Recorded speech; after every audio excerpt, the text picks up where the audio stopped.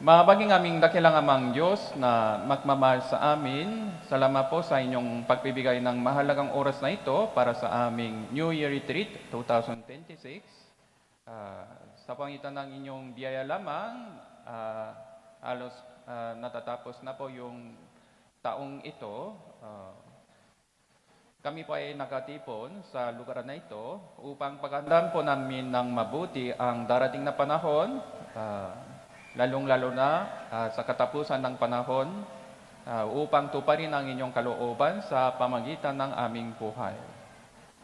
Kaya po, samahan niyo po kami sa oras na ito upang maunawa ang inyong kalooban ng mabuti sa pangitan ng pakikilos ng banal na Espiritu sa oras na ito. Kami po ay lupang mahina, ngunit nagtitiwala kami sa inyong pagkabay sa amin sa lahat ng oras.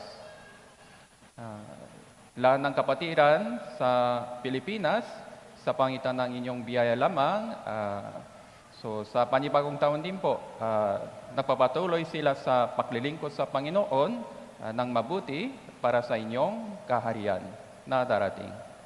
Maraming salamat po sa inyong lahat ng biyaya sa araw na ito. Itinalangin namin ito sa pangalan ng Panginoong Jesus. Amen. Okay?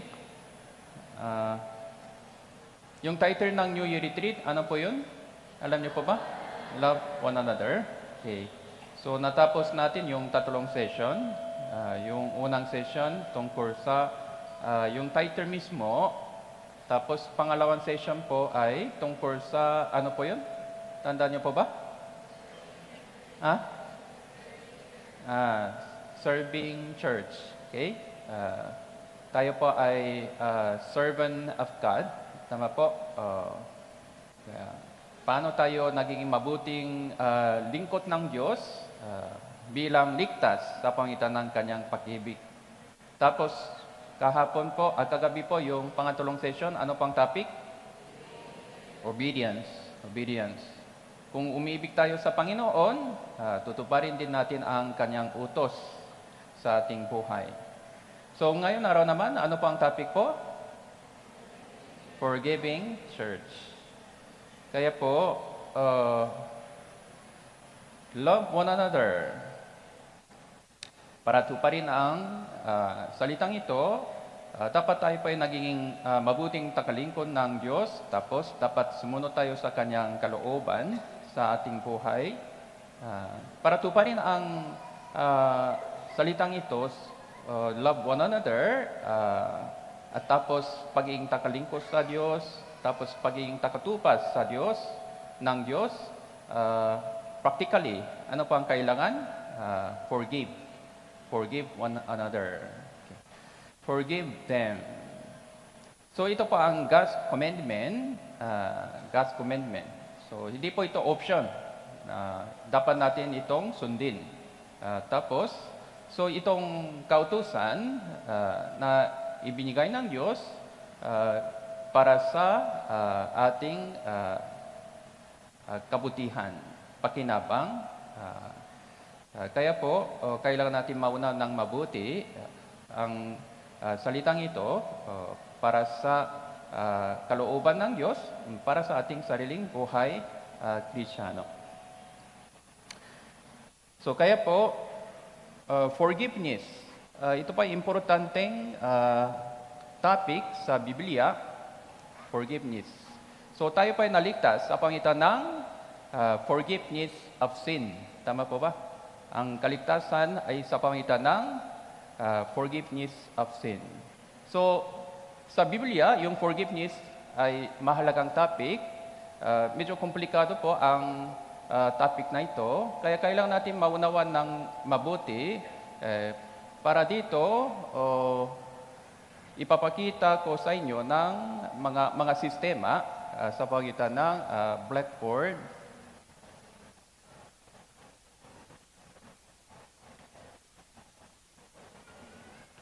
Kaya bilang tao, meron po tayong relasyon sa Diyos.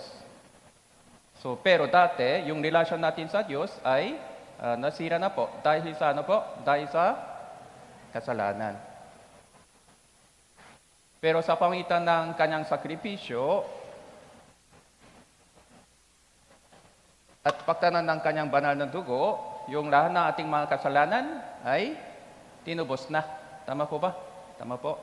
So ito pa ang unang forgiveness in the Bible. Ito pa ang pinaka-importanteng forgiveness. No? So kung hindi pa tayo naligtas, paano natin patawarin ang ibang tao?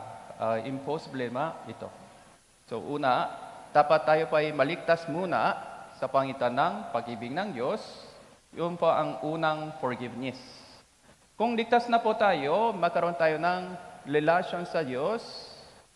So ito pa ay pundasyon para sa ating fellowship kasama ng Diyos, fellowship. Ngunit kahit ligtas na po tayo, dahil nasa sanlibutan pa rin tayo, paminsan-minsan nakasala pa rin tayo sa ating buhay. Kaya ganitong sitwasyon, ano pa ang kailangan?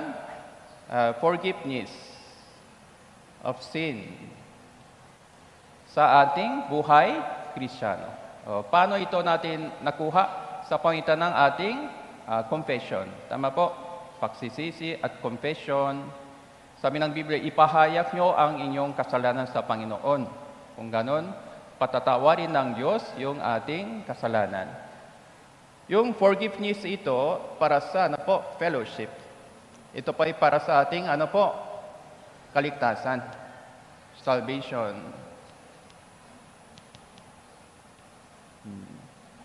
So ito pa ay isa pang mahalagang forgiveness of sin para sa ating buhay Kristiyano.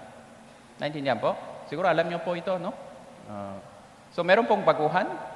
Ngayong taon lang ako naligtas. Itaas ng kamay. Ngayong taon lang po. 2026 lang, 25 lang ako naligtas. Okay, salamat po. Okay po. Okay, welcome po, welcome. Okay po.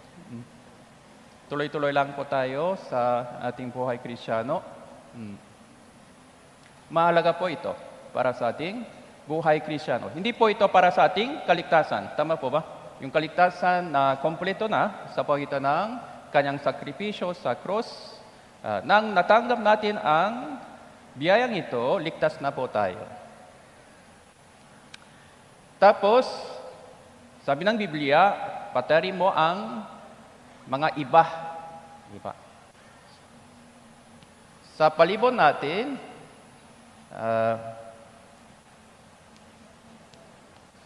maraming mga tao na tumitira. So, na may relasyon sa atin. Meron pong dalawang klase. Ano po?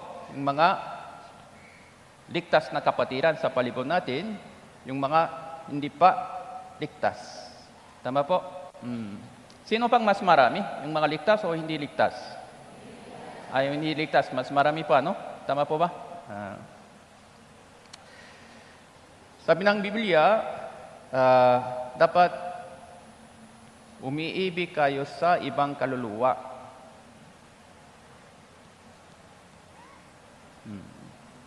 Ito naman, love one another. Love one another. Yung mensang ito sa pagitan ng mga ligtas. Love each other. Each other. Dahil natanggap nila ang pag-ibig ng Diyos ng parehas. Ibahagi nyo ang pag-ibig na natanggap nyo sa loob ng fellowship. Ito po ay fellowship po na tinutukoy ng Biblia. Tapos, umibig kayo sa ibang kaluluwa. Sa kanila, wala pang pag-ibig ng Diyos. Kaya ano po ito? Ito naman, fellowship. Fellowship po. Ito naman, ano po yun? Ano po ito? Evangelism. Ito po ang evangelism. Ibahagi nyo ang pag-ibig ng Diyos sa mga kaluluwa na hindi paligtas sa palibot ninyo. Ito pa itong course sa evangelism. Sabi ng Biblia, paminsan-minsan, sila ay ating kaaway. Enemy. enemy. Kasi sila pang kadalasan, sino pang takausik? Yung mga, yung mga hindi ligtas. Sila pang naging takausik sa atin. Pero ano daw po, patari mo sila, ibigin mo ang kaluluwa nila para sila po ay naligtas. So ito po ay isa pang forgiveness. Forgiveness. So forgive them.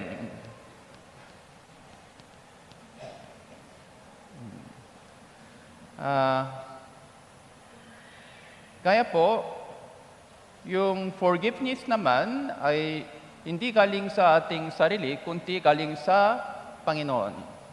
Ayon sa sistemang ito. Tama po ba? Kasi ito pang number 1 eh. Number 1, number 2, tapos number 3 na. Tama po? Naintindihan po? Naintindihan po? Kaya bakit kailangan yung forgiveness? Dahil paminsan gumagawa sila ng masama laban sa atin.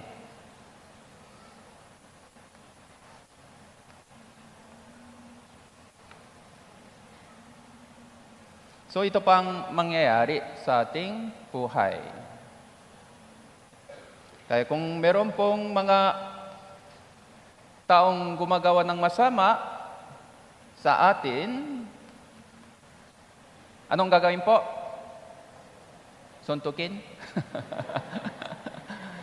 Patari mo sila. Okay, patari mo sila. Okay po? So, yun pa ang mensahe ng Panginoon Jesus. Tama po? Sinusuntok ng Diyos, hindi tayo, si Jesus, para tayo po ay maligtas. So, yung pang ibig sabihin ng cross.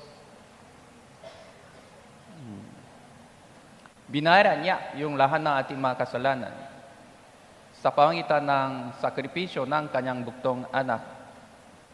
Kaya meron po tayong kapangyarihan o karapatan upang patawarin ang ibang kaluluwa. So bilang tao, paano tayo magpapatawa sa ibang tao? Impossible na ito. Hindi po tayo Diyos. Pero nakabase sa kanyang sakripisyo at kanyang ministry, so ito pa ay naging utos din po para sa atin. Okay? Forgive others. Forgive others. Forgive your enemy and love your enemy. Forgive your brethren and love your brethren. Ang tanong po, paminsan-minsan ang Diyos din ay gumagawa ng masama ba para sa inyo? Laban sa inyo? Meron pong ganitong kaso? Meron po ba wala? Meron po ba wala? Panginoon, bakit ito nangyari? Ano ba ito, Panginoon? Mali yata. So ano po yun? Yun ang ibig sabihin, ano po yun? Ang Diyos ay gumagawa ng masama laban sa atin. No? Maaari po ba ito o hindi? Maaari po ba ito o hindi? Maaari po ba hindi? Hindi po ito maaari. Hindi po ito maaari. Wala pong ganitong kaso. Dahil ang Diyos ay palaging mabuti, dahil ang Diyos ay palaging matapat, kaya po ito din po ay isa pang, pero karamihan sa mga dito magreklamo sa Diyos dahil iniisip nila ang Diyos mismo ay gumagawa ng masama para sa kanila. Pero yung kasamaan ay nagagaling sa kanilang sarili naman. Tama po? Naintindihan po? Naintindihan po? Kaya bilang ligtas, dapat natin maunawan ito ng mabuti.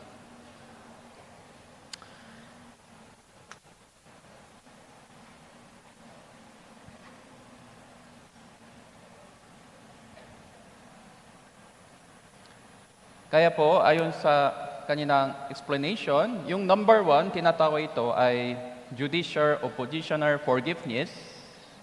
So ito pang nangyari sa isang beses sa ating buhay sa pangitan ng kanyang walang hanggang katupusan. Eternal pardon received as salvation. So kaya po, magkaroon tayo ng security tungkol sa yung ating relasyon sa Diyos. Ito pa ay pasimula ng ating buhay Kristiyano bilang anak ng Diyos.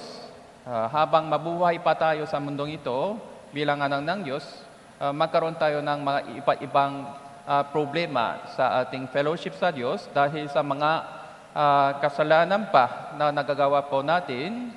Yung lahat ng kasalanan ito, binayaran ni Jesus lahat, kaya wala pong legal problema. Ngunit, meron po tayong problema sa fellowship. Kaya parental and fellowship forgiveness is ongoing forgiveness for daily sins that restores fellowship with God. Hindi po ito para sa ating kaligtasan, kundi para sa ating fellowship kasama ng Diyos. So bilang ating Ama, bilang anak ng Diyos, kung magkaroon tayo ng problema sa ating fellowship, ito pa ay malaking problema. Tama po? Kailangan natin itong ayusin ng mabuti, ng madaling panahon. Kaya mahalaga din po ito. Kaya kung meron pong isang kapatiran na may problema sa fellowship sa Panginoon, paano nila patawarin ang kasalanan ng ibang tao pa? Okay? Kaya po, yung forgiveness ay isang mahalagang topic sa ating buhay Kristiyano. Lucas chapter 1 verse 77, upang magbigay ng kaalaman ng kaligtasan sa kanyang bayan sa pangitan ng pagpapatawad sa kanilang mga kasalanan. Ang kaligtasan ay nanggagaling sa ano po? Sa pangitan ng pagpapatawad sa kanilang mga kasalanan. Kaya, mahalaga po ito para sa ating pong lahat. Para dito, hindi po ito libre, meron pong sakripisyo. Dahil meron po tayong penalty. Pero hindi natin kayang itong ayusin, ngunit ang Diyos ay awa ng Diyos, kaya siya mismo ay pumarito sa mundong ito. Siya mismo ay bumaba, siya mismo ay naging magpapagumpaba sa pangitan ng kanyang sakripisyo. So, iniligtas tayo doon sa cross.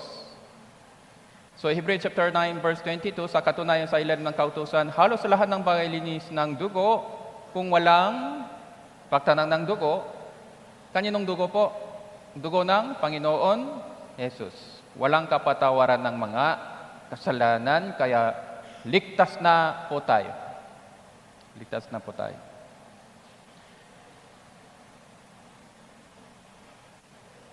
Kaya po, minamahal natin ang Panginoon. Minamahal po ba ang Panginoon o hindi? Minamahal niyo po ba ang Panginoon o hindi? Minamahal ko ang Panginoon. Itaas ng kamay. Minamahal po. Sino ang hindi? O doon sa duluan, ano? Okay, sige po. Kung hindi, mamay po, may counseling. Okay po. Kaya sinasabi ko sa iyo, ang marami niyang kasalanan ay pinatawat na. Meron pong isang babae na seryosong makasalanan na nakita nila. Siya po ay naglilingkod sa Panginoon. Nagulat sila nang nakita nila yung babaeng ito. Pero sabi ng Panginoon, marami niyang kasalanan na pinatawat na. Sapagkat siya ay nakmahal ng malaki. Tingnan mo ang ginawa niya. Siya po ay nakmahal ng malaki sa atin dahil marami niyang kasalanan ay pinatawat na. Kaya gusto niyo bang ibigin ng Panginoon ng mas malaki? Gusto niyo bang ibigin ng Panginoon ng mas malaki? Okay po. Kung ganon, gagawa ko na lang mas maraming kasalanan. Kaya ba ito? Anong ibig sabihin nito? Sapat na sapat yung kasalanan natin na nagawa noon pa. Tama po? Anong ibig sabihin nito? Dapat maunahan po natin ng mas maigi kung gaano katakila ang pag-ibig ng Diyos na natanggap natin. Tama po? Paano po? Sa pangitan ng ating patuloy na buhay Kristiyano, kung magkaroon tayo ng mas malinaw na pananaw tungkol sa kung ano ang kasalanan sa harapan ng Diyos, kung ano ang tunay na kalagayan bilang makasalanan noon o ngayon din, maunahan po natin na ng lubos kung gaano kadakila ang pag-ibig ng Diyos. Kaya dati, yung pag-ibig ng Diyos na natanggap natin mukhang ganito lang, pero habang lumipas ang panahon sa ating buhay Kristiyano, ito pa'y lumalaki na lumalaki, dakila na talaga, no? Dakila na. So, yung pang dapat mangyari sa ating panibagong taon. Hindi pa sa pangitan ng paggawa ng kasalanan paulit-ulit pa, no? Kaya positional forgiveness, ito pang dapat unang step pagkatapos doon. Ano pang kasunod? Yung ating fellowship forgiveness. Dapat i-minimize natin ang mga kasalanan sa ating buhay Kristiyano.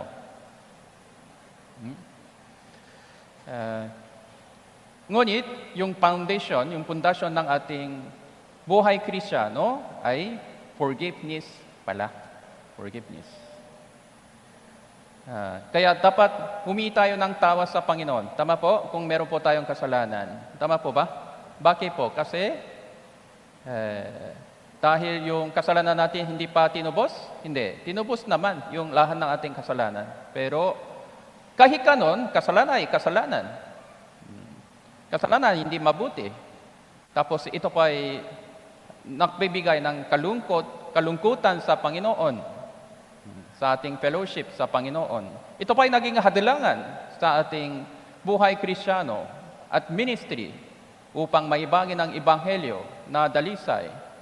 Kaya para tayo pa ay naging mahalagang kasangkapan ng Diyos, kailangan natin ayusin ang yung kasalanan sa ating buhay pa bilang Kristiyano.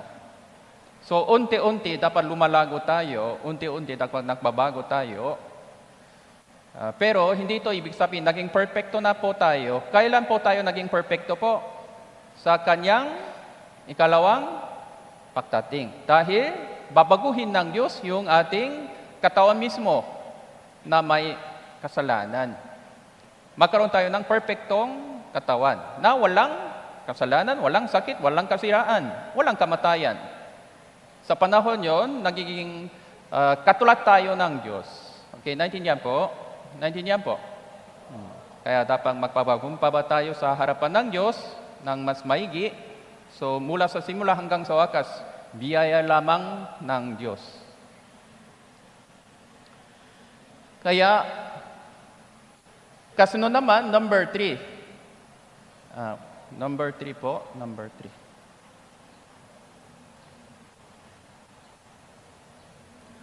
3. Dito pala. Okay, number 3. Forgive others. Sa loob ng ibang tao, meron pong dalawang kategory, yung mga ligtas at hindi ligtas. Yung main topic naman sa session na ito ay dito po ito, love one another. Kaya forgive each other, forgive one another. Okay? So ito din po ay mahalaga, pero wala po tayong oras na masyado tungkol dito. Pero kailangan ninyong malaman na yun din po ang isa pang bagay. Kaya tinatawag ito familiar or brotherly forgiveness. Bible emphasize familiar or brotherly forgiveness through verses like Matthew chapter 18, Colossians chapter 3:13, Ephesians chapter 4:32 na pag-aralan po natin sa araw na ito. Forgive them. Ilang beses? 77 times. 77 times. Kailangan natin bilangin, tama po, ilang beses kong pinatawad yung brother na ito. Ngayon araw, isang beses. Bukas pala, pangalawa. Ubos na. Ubos na pala. Halika dito, ubos na. Ganon po ba?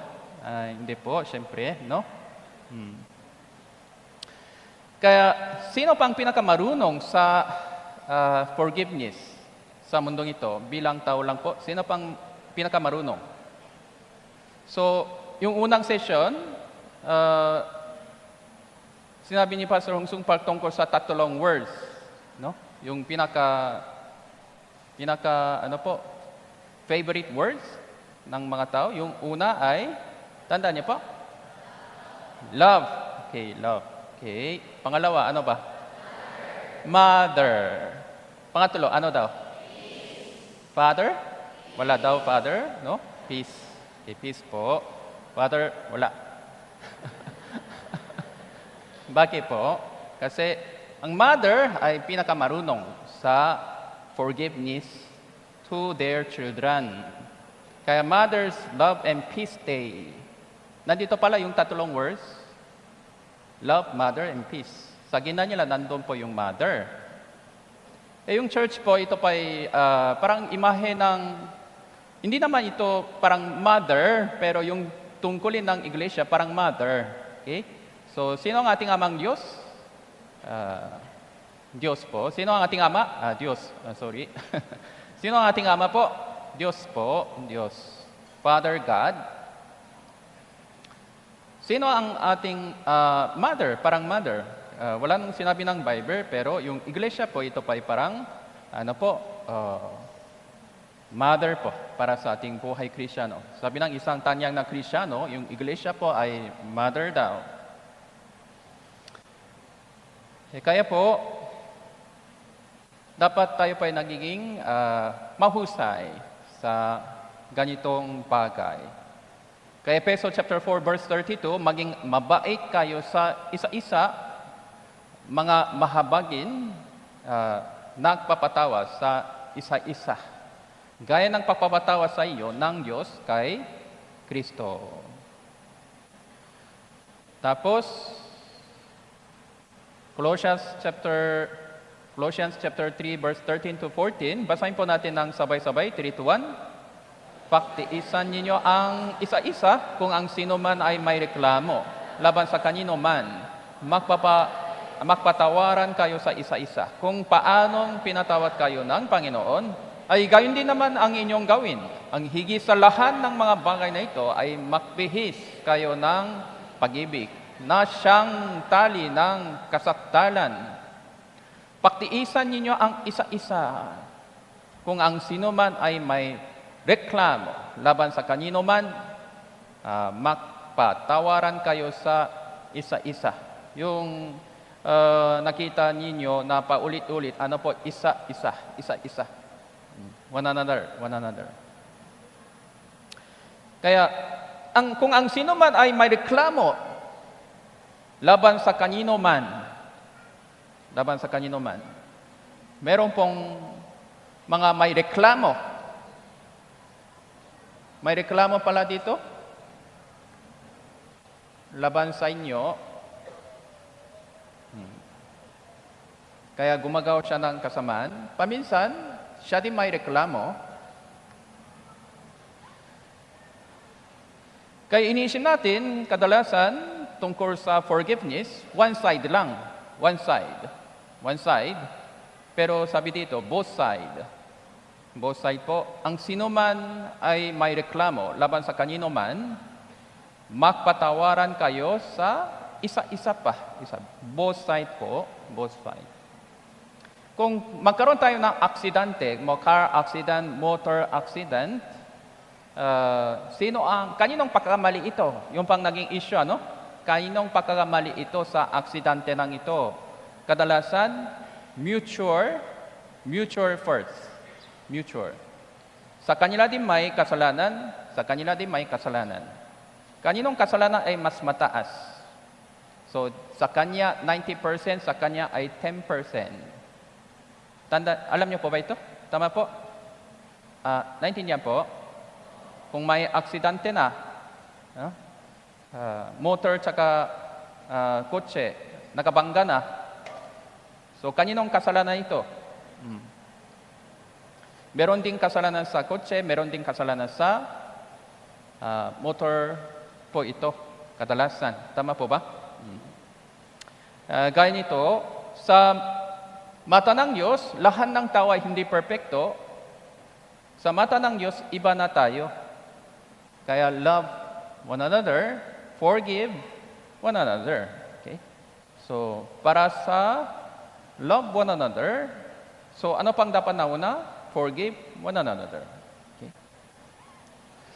So kaya ito pa ay isa pang practical issue na dapat natin tuparin sa ating buhay Kristiyano. Higit sa lahat ng mga ito, nagbihis kayo ng pag-ibig na siyang tali ng kasaktalan. This is the bond of perfection. Bond of perfection. Para tayo pa ay nagiging iisa sa Panginoon, ito pa ay kinakailangan. Ayon sa Biblia. Kaya maging mabait kayo sa isa-isa, mga mahabagin. So, nagpapatawa sa isa-isa. Gaya ng pagpapatawa sa inyo ng Diyos kay Kristo. Kaya ito pa ay mensahe para sa mga ligtas, kasi sila lang may kapatawaran ng Panginoon. Kaya po, ibinigay ng Diyos ang isang mensahe para madali natin maunawaan. Ano po yon? Merong isang tao na may utang. Gaya ng Matthew chapter 18 verse 24, nang pasimulan na niyang ang pagkukukwenta, iniharap sa kanya ang isang nakautang sa kanya ng 10,000 talento. 10,000 talento. Ang laki po ito, laki. Sabi dito, verse 26, dahil dito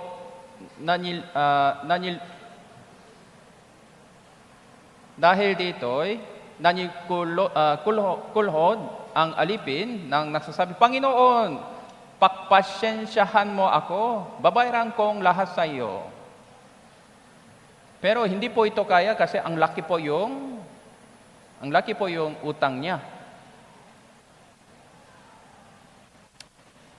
Kaya po, verse 27, basahin po natin ng sabay-sabay. Dahil sa habak ng Panginoon sa alipin yon, siya'y pinatawad sa kanyang utang. Siya'y pinatawad sa kanyang utang. 10,000 talento. Gaano kalaki po ito? Isang talento ay, ganito po ang isang talento. Yung batong ito, yung pang isang talento, mga 60 kilograms. Ilang kilograms po kayo? 60 plus na, itaas ng kamay. Below 60. Itaas ng kamay, below 60. Ay. Yung mga iba plus 60, 60 plus yung mga iba po, Ganito po ang bigat ng isang talento ng mga gold coins, silver coins. Kaya mahalaga po ito. Tama po ba? Mahalaga po ba? Hindi. 6,000 denarii daw. Yung isang denaryo ay 1 day labor. Kaya kung i-compute po natin, nakaabot sa 3 million pesos. Kasi 1,000 talento naman, mga ganito daw. Mga ganito. Pero, dahil sa awa ng boss niya, ang taong ito, yung utang niya, nawala na. Pinatawad niya daw ang utang niya. Masaya ba siya o hindi? Masaya po ba siya o hindi? Dapat po masaya siya. Pero nakasalubong ang isang tao na may utang sa kanya. Verse 20, ngunit ang alipin din yon ay sa kanyang paglabas lang, ay natapuan ng mga kapwa niya, alipin na nakautang sa kanya na 100 denaryo. 1,000 talento, wala na. Ano ba ito? Siya po ay may utang pala sa kanya, 100 denaryo. Bayaran mo ang utang mo. Ito ay isa pang problema ko. Yung pinaka-problema, wala na. Ito ay isa pang problema. Bayaran mo ako. Pagpasyensya mo ako, babayaran kita. Ngunit ayaw niya, siya ay umalis. Ipinalibilanggo ang kapangalipin hanggang sa bayaran nito ang utang. Hanggang sa bayaran nito ang utang. Kaya 1 denaryo naman, mga 50,000 pesos, parang ganun po. malaki din na konti, pero kaya niya itong bayaran. Tama po ba? Kaya niya itong bayaran. Kaya nagalik ang may-ari. Kaya naring niya ito. May isinumbong sa kanila. Sino po? Sinong nagsumbo sa Diyos kadalasan? Anghel. Panginoon, yung brother A ngayon, yung pang ginawa niya po, Panginoon. Ay, ganun ba? Kaya ipinatawag siya ng kanyang Panginoon, sinabi sa kanya, ikaw masamang alipin ipinatawag ko sa iyo ng lahat ng utang na yon. Sapagkat nakiusap ka sa akin, hindi ba dapat kang mahabak sa inyong kapwa ng alipin kung paanong mahabak ako sa iyo? Tama po ba hindi? Tama po ba hindi? Tama. Kaya ano pa ang ibig sabihin ng mensaheng ito? Pinatawad tayo ng Diyos. Yung kasalanan nito na nagawa nila ay isang 100 denary lang. Pero yung kasalanan natin nagawa sa Panginoon, ano daw? 10,000 talent. Sa kanya, sa iba pa, siya lang gagawa ng kasalanan. Tayo din po, kasalanan, no? Yung lahat ng kasalanan patungo sa Diyos pa rin, no? Okay? Sinabi ni Haring David, yung kasalanan ko sa harapan niyo na lang daw. Yung kasalanan niya, yung pangalunya, pagpatay, sa harapan ng Diyos. Kasi sino pang may-ari ng taong ito? Sino pang may-ari ng taong ito? Diyos pa rin. Ang lahat ng kasalanan natin na gumawa kay sinuman ay patungo sa Diyos. Ilang daw yung kasalanan na tinubos ng Diyos? Ganito daw. Kaya sa mata ng Diyos, yung kasalanan ito ay maliit lang. Tapos patungo sa tao lang. Hindi sa Diyos ng direkta pa. Pero hindi siya mahabagin. Kaya yung question, ligtas na ba siya o hindi? Bakit kanon? Yung pang nagiging tanong ng Diyos. Kaya paano niya maibagi ng ebanghelyo pa sa ibang kaluluwa? Yung pa ang kasunod na tanong. Kay Matthew chapter 18 verse 35, basahin po natin ng sabay-sabay, 3 to 1. Gayon din naman ang gagawin sa bawat isa sa inyo na aking Ama na sa langit kung hindi nyo taos-pusong patatawarin ang inyong kapatid. Kaya kung hindi nyo taos-pusong patatawarin ang inyong kapatid, sino po ang kayang itong gawin? Yung mga ligtas lang po, yung mga ligtas. Kaya nilang taos-pusong patawarin ng ibang tao. Yung mga ligtas lang. Okay? Tama po? Kaya ito po ay malaking bagay na ito. Malaking bagay na ito. Pero paminsan-minsan, hindi po ito mangyayari. Kay Matthew 18 verse 21 hanggang 22, pagkatapos lumapi si Pedro na sinabi sa kanya, Panginoon, makailang uli makakasala ang aking kapatid laban sa akin at siyang aking patatawarin hanggang sa makapito ba? Sinabi ni Jesus sa kanya, hindi ko sinasabi sa inyo hanggang sa makapito, kundi hanggang sa, makapitumpong pito. 70 times 7. 70 times 7.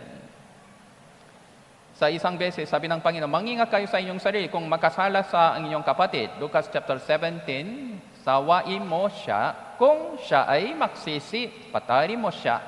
Kung siya ay makasala laban sa iyo ng 7 ulit sa isang araw. 7 ulit sa isang araw. Umaga, hapong, gabi. 7 ulit siyang bumalik sa iyo na nasasabi, nagsisi ako, Ano daw po kung ganon? Dapat mo siyang patawarin gaya ng Panginoon. Kaya yung kasalanan ito, pinatawat na bang Diyos o hindi? Yung kasalanan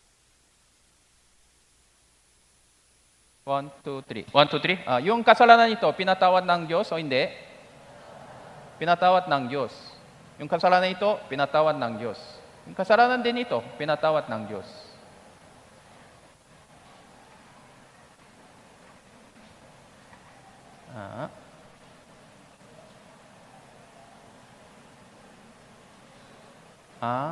Naka-brown na po kayo? Ano ba?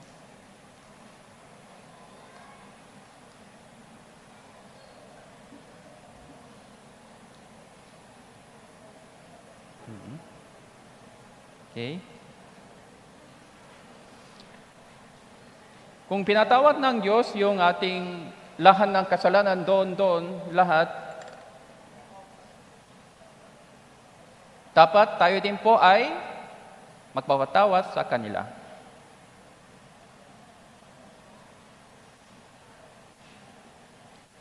Okay?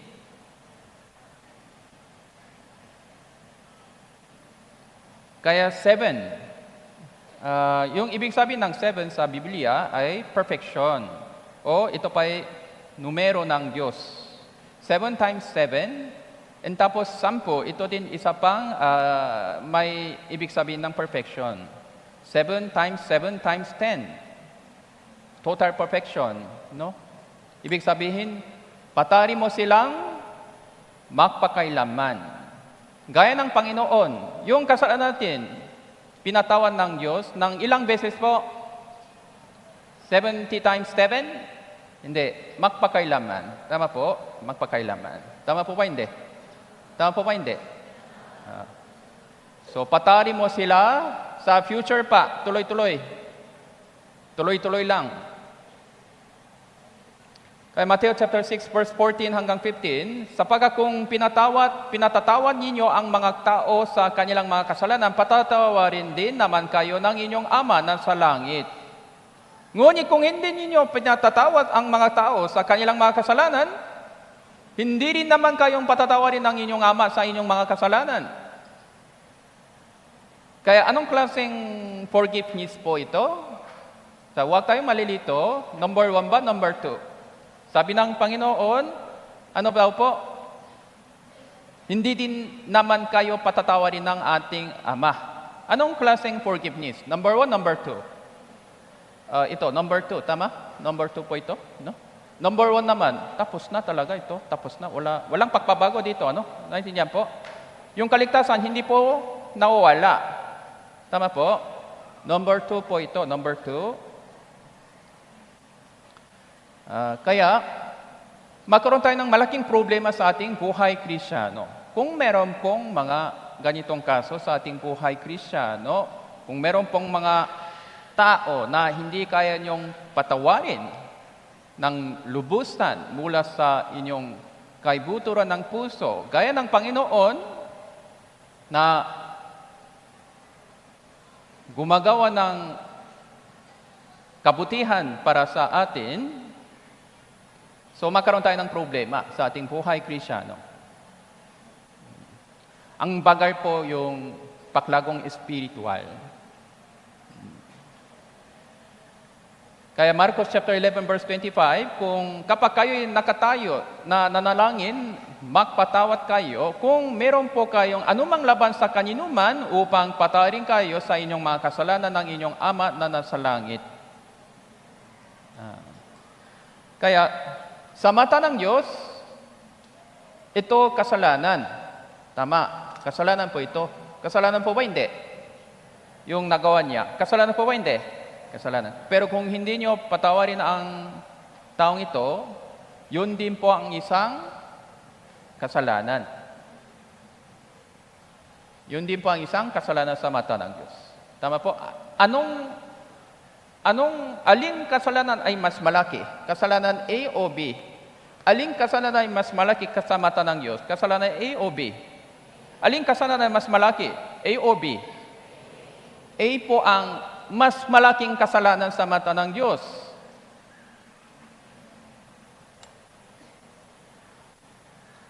Kay Lucas chapter 6:37, huwag kayong humator, hindi kayo hahatulan, huwag kayong humusga. Hindi kayo huhusgahan. Magpatawa kayo, kayo'y patatawain. Ano po? Number 2 po ito. Number 2. Tama po? Number 2. Hello? Number 2. Gising na pa kayo? Gising pa? Gising pa po? Gising pa po? Anong number 2? Anong menu daw?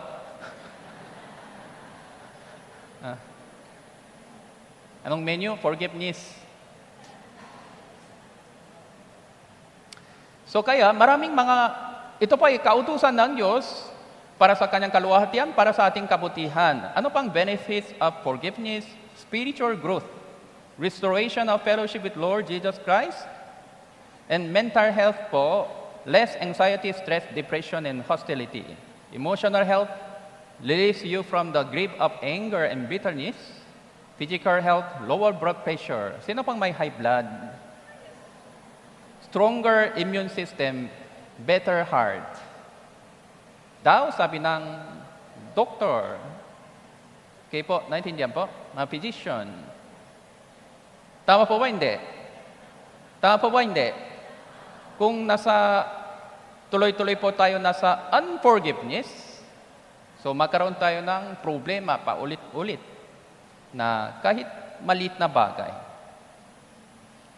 Kaya pinatawad niyo po ba yung lahat ng kasalanan ba sa inyong buhay Kristiyano?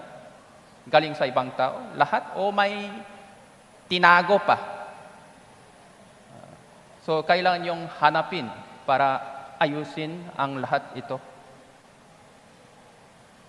Kaya, 2 Korinto chapter 2:7, bakos inyong patawarin siya, aliwin. Baka siya ay mataik ng labis na kalungkutan. Gaya ng alam po ninyo, maraming mga problema sa Corinto Church. Meron pong mga kapatiran daw na gumagaw ng malaking kasalanan. So yung kasalanan po ito may iba't ibang klase. Meron pong tao na gumagaw ng kasalanan laban sa atin, kaya laban sa iba sa church, na medyo maliit lang, medyo malaki pa, na seryoso pa. Patarin mo silang lahat, ano? Pero kung malaki na, meron pong mga additional yung process para gumaling siya sa kanyang sakit na seryoso.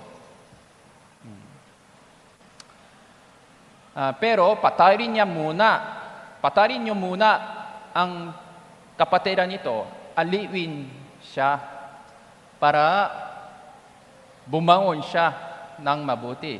Kung hindi, siya ay madaik ng labis ng kalungkutan, hindi po ito, siyempre, ay kalooban ng Diyos. Ang awa ay natatagumpay laban sa paghuhukom. So kaya meron pong paminsan-minsan meron pong disiplina ng iglesia sa mga ganitong kaso, pero hindi ito ibig sabihin tayo pa ay naging hukom na, parang ganon, no? Sino pang hukom? Sa picture na ito, sino pang hukom? Sino pang judge? Sino pang hukom? Ay po, medyo komplikado na po, no?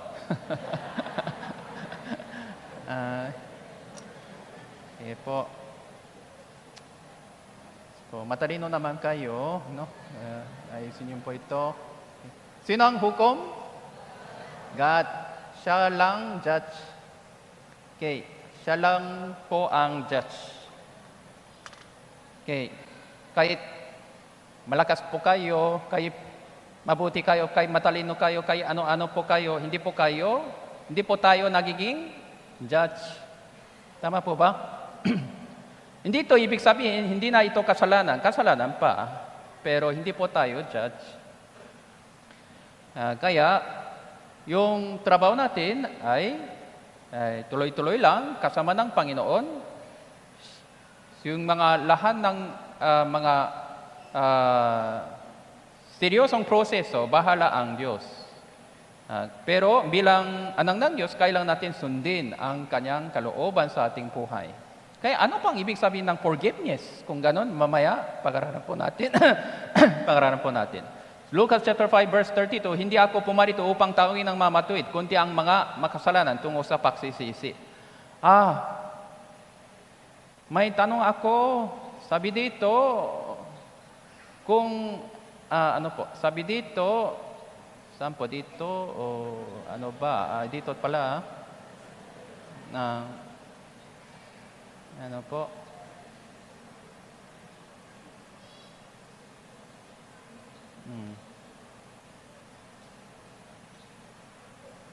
dito po, sorry.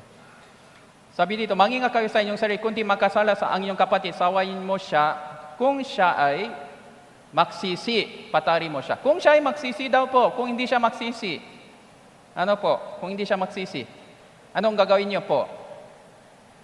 Kung hindi siya magsisi? Mahirap ito, kung hindi siya magsisi, ano po?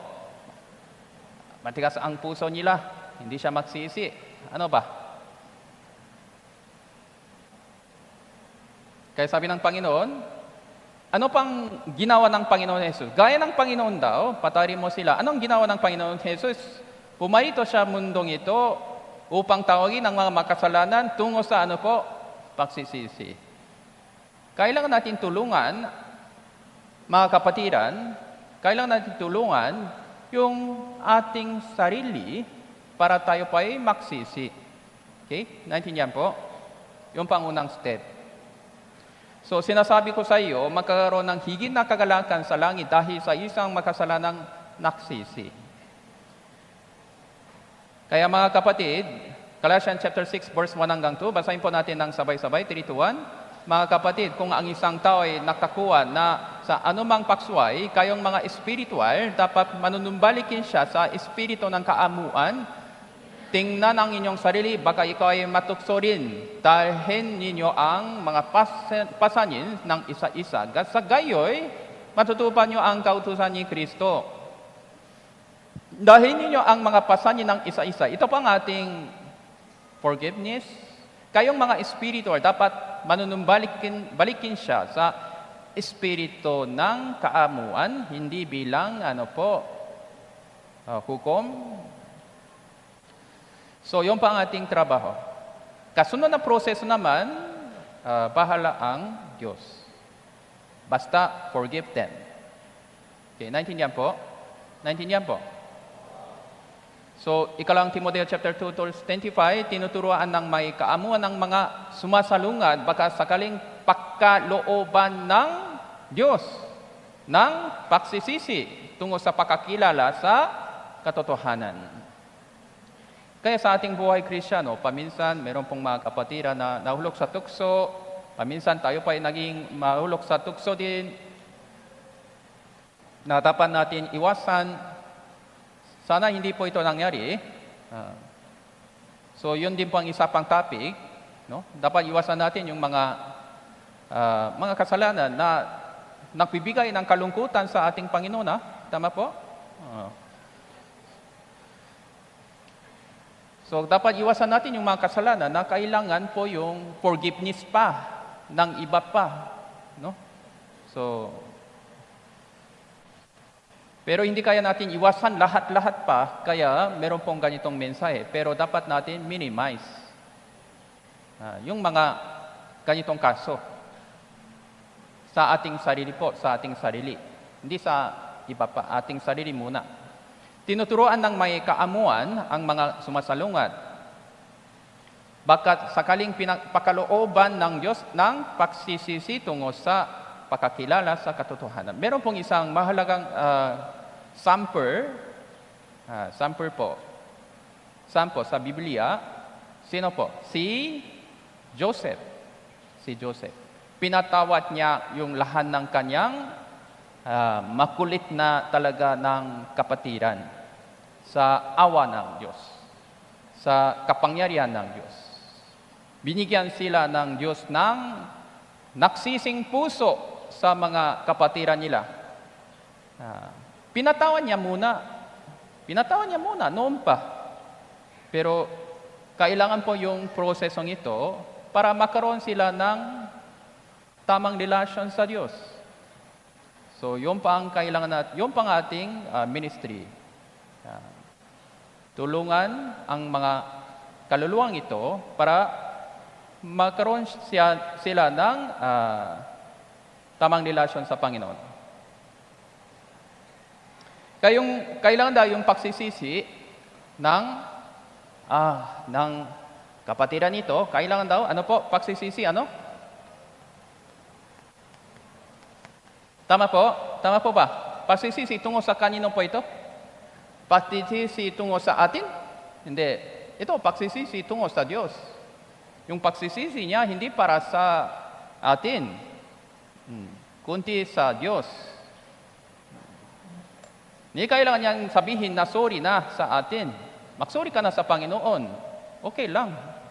Tama po ba? Naintindihan po. Kasi yung pang problema, yung problema natin sa harapan ng Diyos. Kami-kami lang, tayo-tayo lang, anong problema?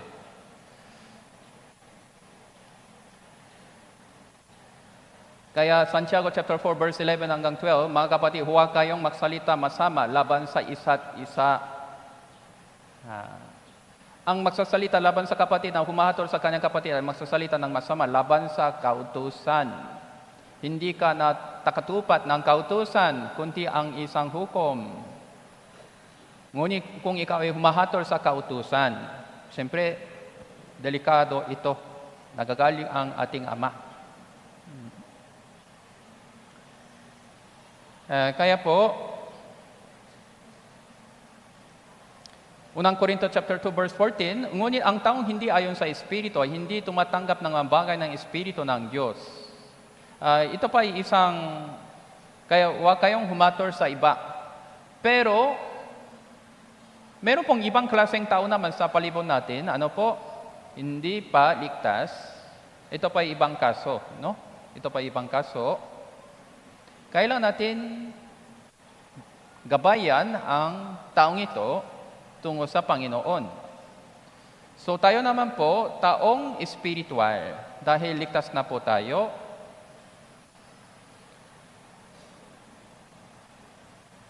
naunawan ng taong espiritual ang lahat ng mga bagay tungkol sa kaligtasan, tungkol sa yung buhay Kristiyano, mga lesson, subalit hindi siya maunaw ng sinuman sa mga hindi ligtas. Kaya paminsan po, habang mag-evangelize tayo sa ibang tao, ligtas ka na ba? Sigurado mo ang inyong kaligtasan. Paminsan, ano pang reaction nila? Don't judge me, Don't judge me daw. Ay, hindi po yun ibig sabihin ko. Ay, basta, mayabang ka na. Ikaw lang ba ligtas? Hindi po yun, motibo natin naman. Tama po ba?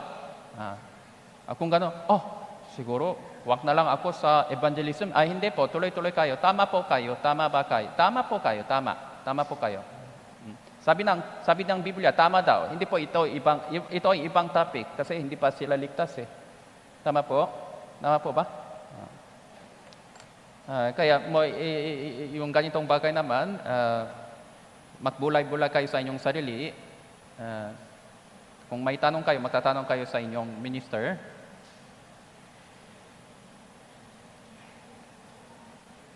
Tapos meron pong mga kapatid na may nahulog sa mga kasalanan na seryoso o kay papano, huwag ninyong siyang pakisamahan. Kaya, gaya ng alam po ninyo, so panahon ng COVID, po tayo? May distansya tayo. Social distancing. Bawal batiin ng mga ganyan. Social distancing. Bakit po? Dahil sa virus na hindi nakikita. Tama po ba? Kung meron pong kapatiran na minamahal po natin, pero meron po siyang sobrang sakit, spiritual, kailangan pong yung social distancing sa pagkabay, panupay ng minister sa iglesia. Hindi po ito ibig sabihin, hindi na tayo umiibig sa Kanya. Huwag ninyong ituring siyang kaaway kundi inyo siyang paksabihin ng bilang kapatid. Kapatid, ganito tayo, ganito tayo. Para sa inyo po ito. Tama po ba? Naintindihan po? Tutulungan kita. Dahil tayo din po lahat ay mahina. Tama po? Naintindihan po? Na isa pang mahalagang sample sa Biblia ay Joseph, great forgiver. Joseph po, Joseph. Bakit magkaroon sila ng problema? Kasi maraming anak. Okay po. Ilang kapatid nyo sa inyong bahay? 10 po. Ay, dami na. 10. Anong pangalan nila? Sino ang panganay? Hindi ko alam. Nakalimutan ko po yung sino ang panganay. Ilang edad niyo? Hindi ko alam. Kasi marami. No? Paminsan, pastor, wala na po yung panganay pala. Wala na po noon pa. Nalilito pa sila. Kasi marami daw. Yung kapatid. Dito mas marami. Ano po? 12, no? Kaya kung maraming anak, maraming problema sa bahay. Tama po ba? Hindi? Tuwang-tuwa kayo, ano? Ngayon, ay, tama. Kung 2 lang yung kapatid, wala din problema? Meron pa rin. Makipag-away pa rin sila. Pero kung marami na, mas komplikado. So, maraming po, iba't ibang relasyon. So kaya po, meron po silang, ganito po ang structure nila. Iba-iba naman yung nanay. Leah, Jilpa, Rachel, Bilha. Kaya po, may grupo-grupo sila sa loob. Grupo-grupo. Delikado ito sa loob ng iglesia, no? May grupo. Sa kusina din, may grupo. Sa fellowship room, may grupo. No? Kailangan natin itong iwasan, no? Tama po? Kung ligtas na po tayo, isa na po tayo. Yung grupong ito, physical. Tama po ba? Hindi spiritual, physical po ito. Kung ligtas na po tayo, dapat naging spiritual na family. Pero meron po tayong laman, kaya paminsan, harap natin yung ganitong problema. Kaya, nainggit sila kay Joseph dahil minamahal ni Jacob si Joseph kaysa iba ng mas maigi sa mata nila. Pero minamahal ni Jacob yung ibang kapatiran. Tama po ba? Hindi? Tama po. Kaya, bakit minamahal ng yung magulang, yung bunsok ko lang, bunsok na kapatid, minamahal ng magulang, papa mo, yung bunsok na kapatid lang. Palaging, ang cute. Ikaw, ito, linisan. Ang cute na ito, ang cute. Bakit ganito? Ikaw. So, meron pong bagong ligtas. Siyempre, para sa kanila, kailangan mas, maigit na yung ingat. Alagahan. Kailangan natin alagahan yung mga bagong ligtas. Natural po ito, natural, no? Tama po. Kung matagal na kayo sa church, dapat naging iba na tayo. Hindi na tayo, kung 2026 na, hindi na tayo baguhan. Tama po ba? Hindi na tayo, dapat lumago na tayo. Kaya po, inibenta nila si Joseph. Tapos, sa matagal na panahon, hindi sila nakakita, pero dumating na yung takutom ng grabe. Yung pang plano ng Diyos, para sila po ay magsisi. Sa loob ng ilang taon, naging alipin siya, si Joseph po, nang siya po ay 17 years old. Pero naging pinuno ng Ehipto si Joseph, na halos 30 years na. So, sa taktang panahon, dinala ng Diyos ng matinding takutom para ayusin ang problemang ito. Para sila po ay nagsisi. So, tinutulungan ni Joseph ang ministry ng Diyos para sila po ay nagsisi, pero pinatawad niya ang kapatiran nila na noon pa. So, yun pa ang nangyari. Kaya,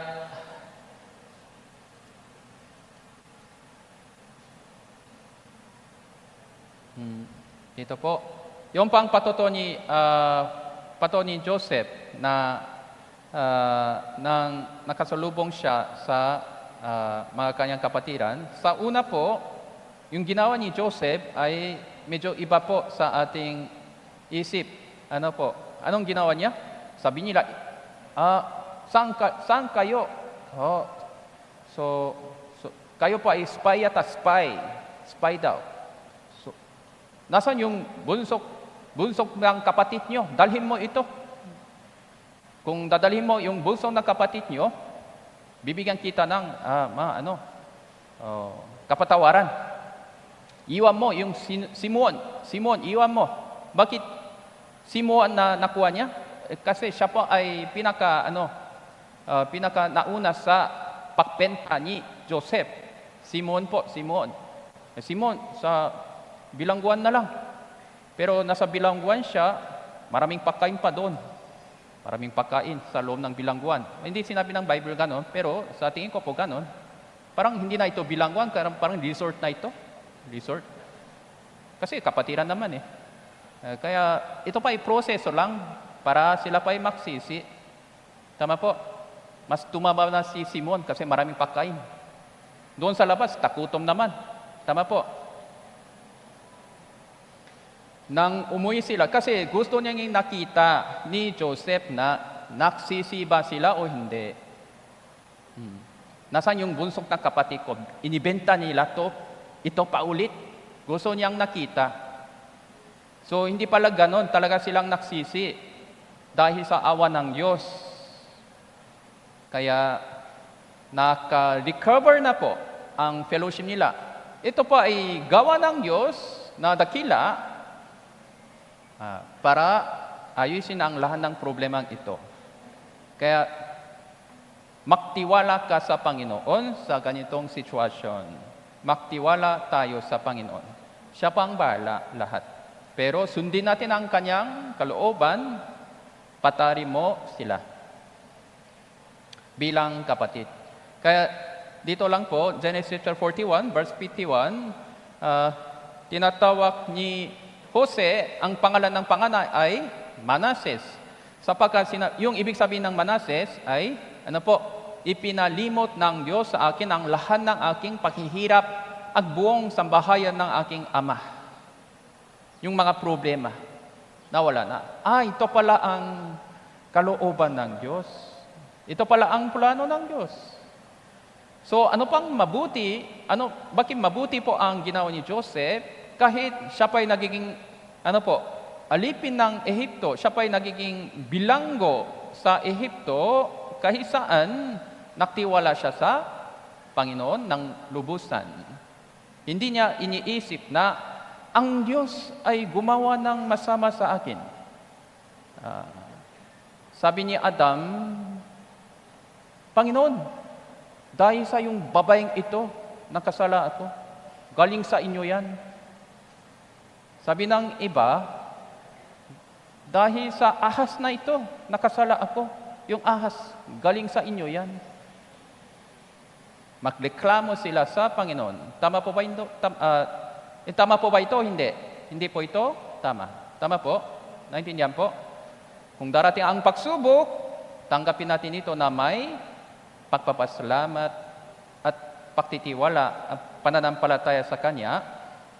Kaya nang sinabi ng Bible, yung pagsubok na ito ay para sa ating pakinabang. Para para tayo pa ay lumago ng mabuti sa pananampalataya. Klaro po? Naintindihan po? Naintindihan po? Kaya 2026, darating po ba yung mga pagsubok o hindi? Marami po ba o konti? Marami daw. Kung darating na ang pagsubok, ano daw po? Dapat tanggapin na ito na may pagpapasalamat, kagalakan pa. May pagsubok na galing sa Diyos. Salamat po, Panginoon. kayang-kayang kong itong lampasan naman sa pananampalataya sa Panginoon. Tama po? Kung lumipas na ako sa yung pagsubok na ito, lumago na ako ng maigi. Gaya ni Joseph. Tama po ba? Gaya ni Joseph. Tama po?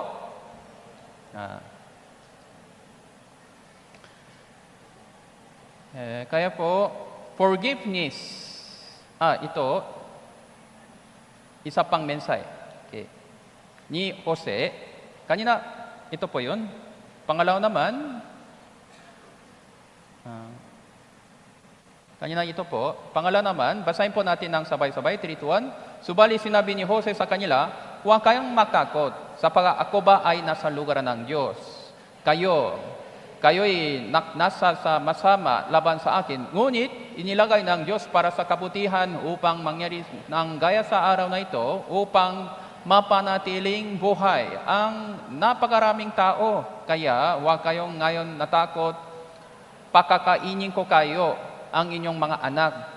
Kanya silang inaliwi ang nasalitang may kabaitan sa kanila. So ito pang dapat mangyari sa loob ng ating kapatiran. Tama po ba? Naintindihan po? Naintindihan po? Basta yung kasalanan na mga maliliit naman. No? Pero hindi po ito kapatawaran. Maliit na naman. Kalimutan ko na lang. Hindi po ito kapatawaran ng kasalanan. Kalimutan ko na lang. Ano ba yan?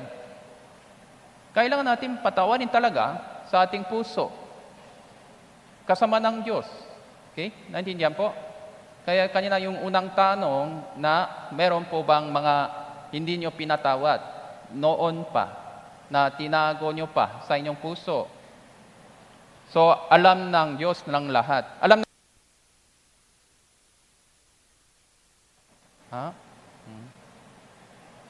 yung kuryente yata.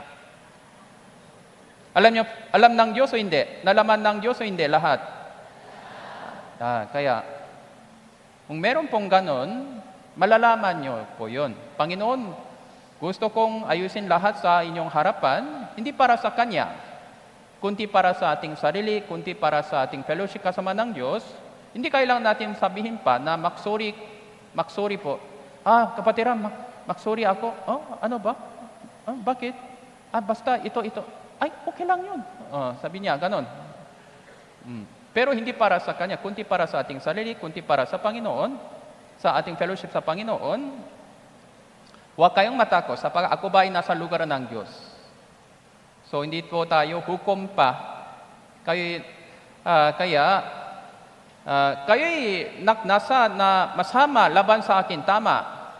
Kasamaan ay kasamaan, kasalanan ay kasalanan. Hindi po ito nagbabago. Kasalanan ay kasalanan yan. Ngunit inilagay ng Diyos para sa kabutihan upang mangyari ang mga gaya sa araw na ito. Kaya isa pang bagay, ang Diyos ay makapangyarihan. Siya pa ay tumutulong sa lahat ng mga nagtitiwala sa Kanya. Yung mga kasalanan na nagawa ay hindi nakakaabot sa atin dahil gagawa ng Diyos ng paraan para protektahan ang Kanyang anak na nagtitiwala sa Kanya. Na gaya ni Joseph. Okay, naintindihan po? Kaya, inisip natin na, kung nagpapatawat-tawat ako sa Kanya, ako lang may damage. Sa Kanya lamang, walang damage. Parang, ito pang malulugi na ako kung ako lang nagpapatawat sa Kanya. Dapat gusto kong narinig na magsori siya. Tama po ba ito? Mali? Mali po. Dahil, kung nagtitiwala tayo sa Panginoon, so walang impossible sa Panginoon, tama po ba? Kaya niyang itong ayusin, kaya niyang protektahan yung lahat sa atin sa pangitan ng kanyang kapangyarihan. Gaya ng nangyari kay Joseph. Okay? Naging alipin siya, naging bilanggo siya Sa huli, ano po? Ano pang nangyari? Siya pa ay nagiging pinuno ng Ehipto. Kaya yung pinuno ng Ehipto ito, makaibang klase daw. Kakaibang klaseng pinuno ito kasi alam niya na kung ano ang buhay ng alipin, alam niya na kung ano ang buhay ng bilanggo, kay ibang klaseng pinuno ito.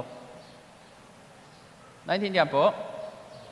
So yun pa ang maluhating itsura ng mga ligtas, anak ng Diyos, na kaya dapat natin tanggapin sa pangitan ng ating buhay Kristiyano. So kaya forgiveness is, kaya ano pa ang forgiveness? The intentional, voluntary, active process in which you make a conscious decision. Ito pa ay isang pasya, decision. Susundin ko ang utos ng Diyos. Tapos, para let go ng lahat ng mga negatibong, sinful feelings, like papood, galig, inggit, pait, tungo sa kahit sinuman. Tapos, para lumipat tayo sa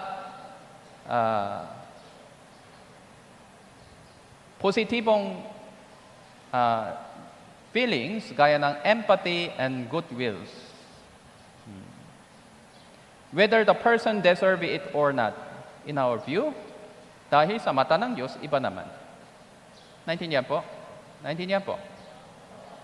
Kaya, kung nawala na po yung mga ganitong negatibong bagay sa ating buhay, tapos sa halip, kung magkaroon tayo ng mga awa at compassion, and tapos yung pag-ibig pa sa mga lahat ng kapatiran, so ito pa ay magkaroon ng malaking benepisyo. So mentally, physically, lalong-lalo spiritually. So kaya magkaroon tayo ng tunay na kapayapaan. Hindi po ibig sabihin yung kasalanan ay hindi na kasalanan. Kasalanan pa rin na hindi dapat natin gayanin. Kaya po, Galatians naman, chapter 5, meron pong mensahe tungkol sa yung dalawang bahagi sa ating buhay dahil meron po tayong laman. Pero meron po tayong Espiritu Santo. Kaya verse 18 naman po, subalit kung kayo'y pinapatubayan ng Espiritu, kayo'y wala sa ilalim ng kautusan. Hindi po ito legal problema.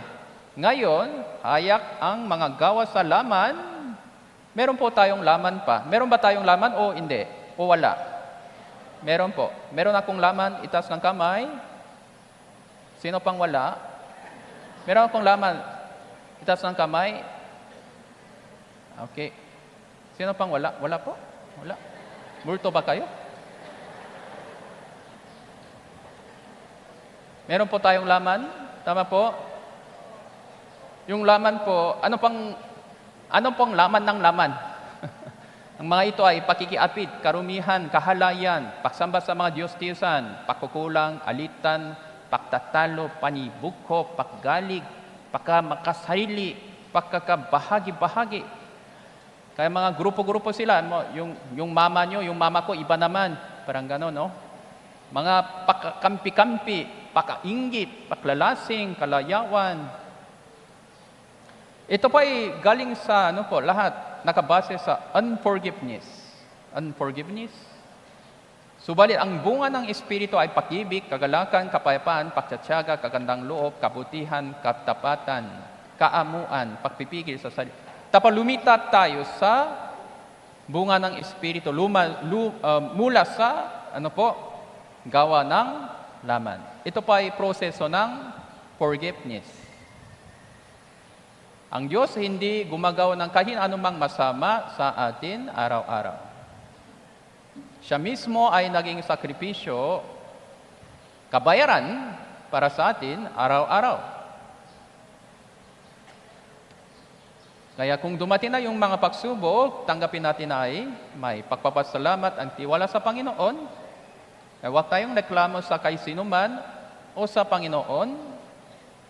Kunti, magtiwala tayo sa Panginoon, gaya ni Gaya ni Joseph. Kaya Efeso chapter 4 verse 3 and 3 to 6, nagsisikap na mapanatili ang pagkaisa ng Espiritu na buklok ng kapayapaan. Mamaya po, meron po tayong mga, Lord's Supper time, Lord's Supper po. So, ilang tinapay po? Lord's Supper? Isa lang po, isa. Doon sa, yung sa Katoliko daw, ilang tinapay po? Parang, biscuit na ito, no? Maraming tinapay, nakawatak-watak sila. Hindi po ito talagang biblical, isang tinapay. So, dahil yung katawan natin isa lang, isang iglesia, isang espiritu, isang pagkasa, isang Panginoon, isang pananampalataya, isang bautismo, isang Diyos na Ama sa lahat. Sa kanila din po, sa kapatiran ni Joseph, lahat. Tayo din po, lahat. Okay, naintindihan po? Kaya mag-focus tayo sa pagkaisa. Kaya preparation for forgiving, daily reflection. Kaya dapat lalapit tayo sa Panginoon, lumapit tayo sa salita ng Diyos para sa ating sariling repentance, and mas maunawaan natin kung ano ang ganito sa pamamagitan ng words of God. Mag-focus tayo sa ating sarili muna, sa harapan ng Diyos, ang kanyang pag-ibig, ang biyaya tungo sa atin. Nagpasya po tayo na not to meditate yung mga kasalanan na nagawa nila. Yung ginawa niya ganon, yung ginawa niya dati ganito. So, mag-memorize na ako. May listahan na ako. Wak na lang ganon po. So, kaya, meron pong isang bagay, yung unforgiveness. Yung unforgiveness ay meron pong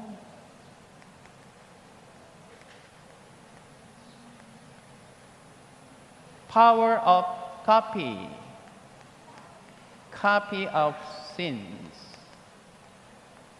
Kung hindi po tayo napatawad sa Kanya, yung kasalanan niya ay papasok sa akin. Copy power. So, yun po sa lipunan din, ganun po, yung magulang niya ay alcoholic. Yung papa niya alcoholic. Meron pong 2 anak. Isa sa kanya naging alcoholic. Isa sa kanya naging doktor siya. Mag-iiba na po yung resulta. Dahil yung naging alcoholic, nagreklamo siya sa kanyang papa. Pero yung nagiging doktor, umiibig pa rin siya sa kanyang papa. Kaya gusto kong nagiging doktor para tulungan yung papa ko. Naintindihan po? So, yun po kaya forgiveness ay magkaroon tayo ng malaking benepisyo. So, ito pa ay power of gospel. Kaya kung patawarin natin ang ibang tao, sa kanya po ito mabuti pa, sa atin din mas mabuti ito. Tapos, ito pa ay naging malaking gantimpala sa harapan ng Diyos. Manalangin ka sa Panginoon. Manalangin ka. Ano po? So, nagpasya tayo to meditate His love, grace toward us, toward you, and toward them. Understanding human nature through Bible, to have empathy and mercy and love. And praying to God. So, si Joseph, manalangin siya sa Panginoon for guidance and trust Him His providence. So, naunawaan ni Joseph ng lubos kung ano ang plano ng Diyos, providence. So, siya pa'y gagawa ng mabuti para sa ating pong lahat. Romans chapter 8 verse 28, basahin po natin ng sabay-sabay, 3-1. Nalalaman natin na sa lahat ng bagay, ang Diyos ay gumagawa sa ikabubuti ng umiibig sa Kanya. Sa kanila ang mga tinatawag na alinsunod sa Kanyang layunin. Nalalaman natin na sa lahat ng mga bagay, ang Diyos ay gumagawa. Ang Diyos ay gumagawa. Siya po. Hindi tayo. Hindi kaya natin gawin ito. Ang Diyos ay gumagawa. Yung gawa natin, paksunot lang, paklilingkot lang sa ikabubuti ng mga umiibig sa Kanya. Umiibig tayo sa Panginoon, maglilingkod tayo sa Panginoon,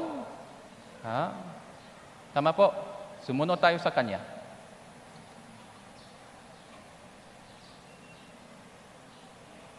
Kaya ibigin mo ang inyong kapa, kaputon mo ang inyong kaway, ngunit sinasabi ko sa iyo, ibigin mo ang inyong mga kaaway, idalangin ninyo ang umuusik sa inyo. Panalangin po sa ating kapatiran, panalangin po sa mga mahalagang kaluluwa sa palibot natin. Ito pa ay mahalaga po sa harapan ng Diyos. Panginoon, tulungan mo ako para hindi ako ganito-ganito, kundi umiibig ako sa mga kapatiran, ang mga kaluluwa. Gaya ninyo. Gaya ng ginawa nyo sa atin. Tama po? Naintindihan po? Naintindihan po? Kung gano'n, anak, sige, tutulungan kita.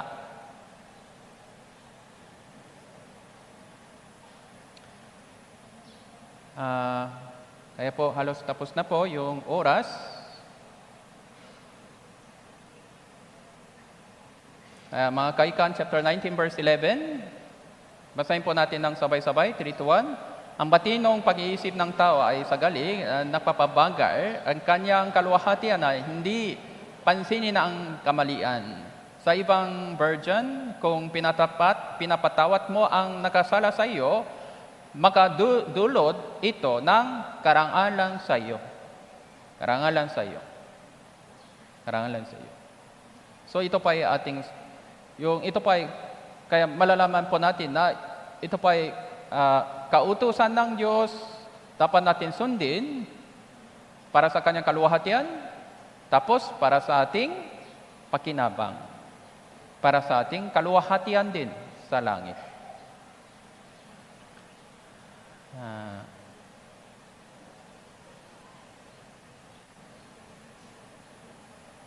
Kaya po, so ito pang summary ng konting lesson, konting summary ng mga lesson. Ang napapatawad, ang siyang, ang nagpapatawad, ang siyang magtatagumpay. Hindi po siya nabibigo. Siya mismo ay magtatagumpay. Ang napapatawad ay taong pinagpala ng Diyos. Dahil siya pa ay tunay na ligtas. Dahil sa Kanya, magkaroon ng maraming mga benepisyo ng mga tao sa palibot niya. So ito pa ay nagiging isang ilaw ng sanibutan.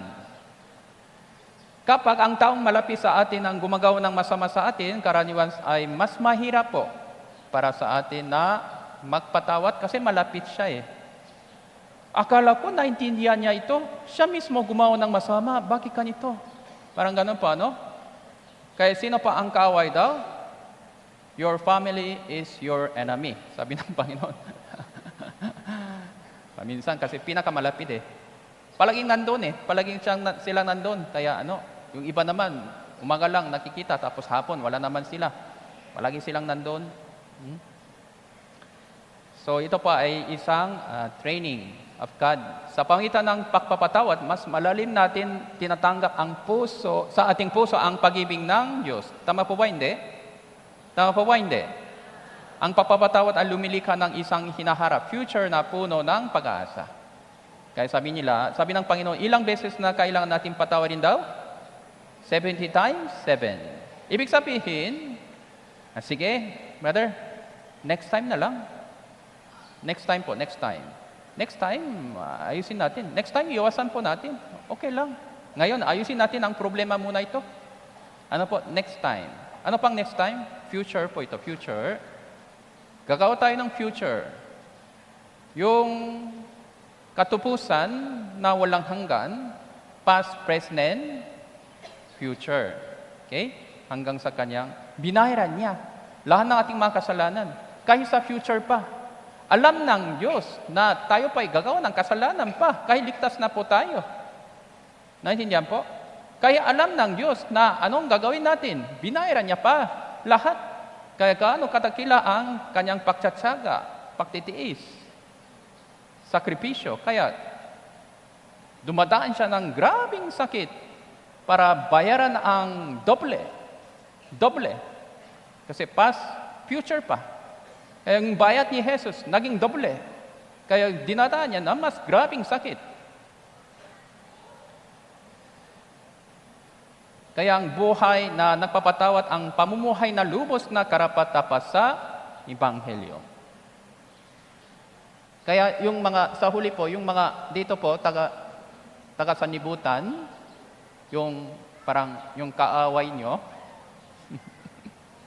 patarin mo sila. Ano po ito? Evangelism. Matigas ang puso nila. Aten ka na po. Oo lang, oo. Hindi sila aten. Aten ka na Bible seminar. Ang kulit. Patarin mo sila. Ulitin na lang po. Ilang beses? 70 times 7. Hanggang sa kanyang pagdating. Ano po? Inuusik pa rin nila. Ako daw masama. Bakit lumipat daw ako sa ibang relihiyon pa? Ano po? Patarin mo sila. Saka na lang po. No? Naintindihan po? Patarin mo sila ng advance.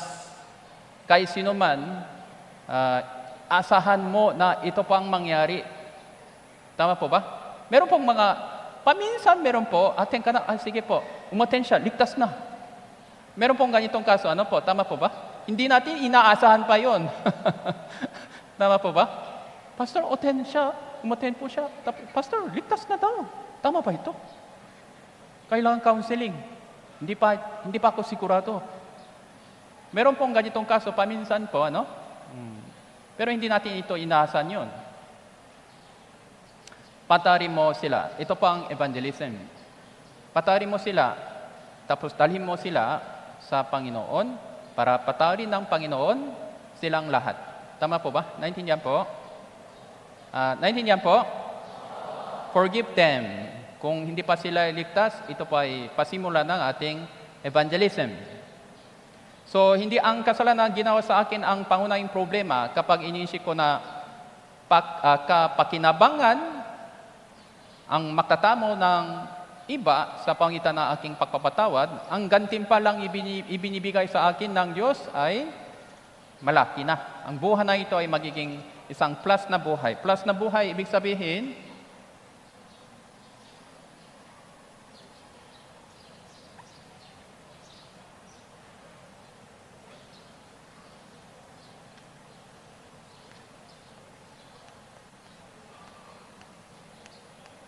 kung gumagawa siya ng masama sa atin, kasalanan na po ito, pero pinatawag ko na sa kanya forgiveness. Kaya wala po tayong problema. Ito pa ay ating pagsunod. Kaya sa mata ng Diyos, mabuti po ba ito? Hindi. Mabuti po ba ito? Hindi. May gantimpala. Tapos tutulungan pa. Siya po na magsisi sa pangitan ng ating forgiveness. Ito pa ay makatulong sa kanya na siya pa ay magsisi. Kaya kung nagsisi po siya, mabuti po ba ito o hindi sa mata ng Diyos? Mabuti, may gantimpala. Kaya kung nagsisi po siya, so ito din po ay mabuti sa kanya. Kaya po, ito pang nangyari dahil sa, wala na iba, dahil kay Panginoon. So, ito po ay gospel.